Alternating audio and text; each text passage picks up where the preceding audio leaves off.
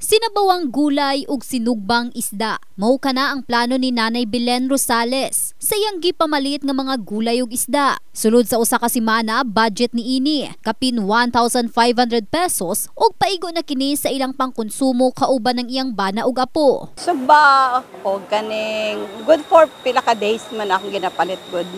Wanang once a week ra ko nagapalengke. Sinati ni ini ang kamahal sa mga palaliton. Apan depende na lang sab sa diskarte aron makadaginot luyo pa man sa sitwasyon. Pero yung 1.5, pero actually hindi ba naubos yung 1.5 ko? Kasi konti man lang din binili ko.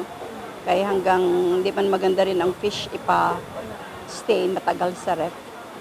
Sakto-sakto lang. Base sa mamaligyaay nga si Connie Intal, dili ikalimod ni ini nga nagkalisod sab sila, ilabi na nga panalagsa. Ginapalugi na lang nilang ilang produktong gulay ug lamas. Gumikan pipila ni ini, misaka ang presyo. Nagsaka gyud siya mga kangkong, mga talbos. Kung diri sa init pa day kanang talbos nga kanang patkabok kani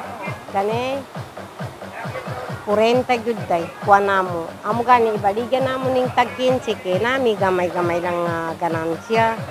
Nalugi mi day. Kaya lang dili mi malugi day nga bagsak yun sa mga gulay. Kaya lang dili mi maganansya day nga kuan.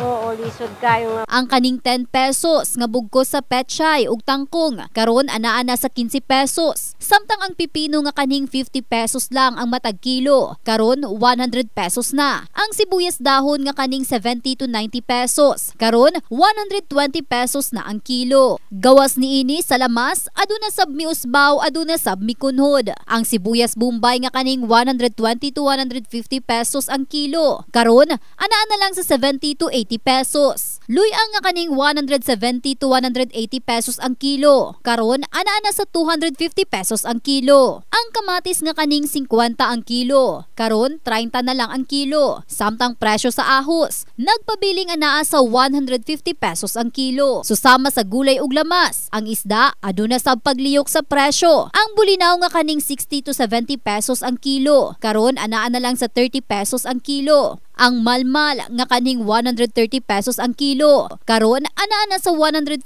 pesos ang kilo. Ang bilong-bilong nga kaning 80 pesos ang kilo, karon anaa na sa 100 Gs ang kilo. Ang balong nga kung kaniadto anaa sa 130 pesos ang kilo, karon anaa na sa 150 pesos ang kilo. Samtang kilo sa bangus nagpabiling anaa sa 130 pesos to 150 pesos ang kilo. Man ang bulinaw pakuha, bisag asa nga lugar pakuha. Sa Bula, sa Malapatan, sa Yamba, sa Bawing, mana siya dagsa ang bulinaw. Pero kaniuban sa reason nagmahal? Wala, kay talagsa lang man siya.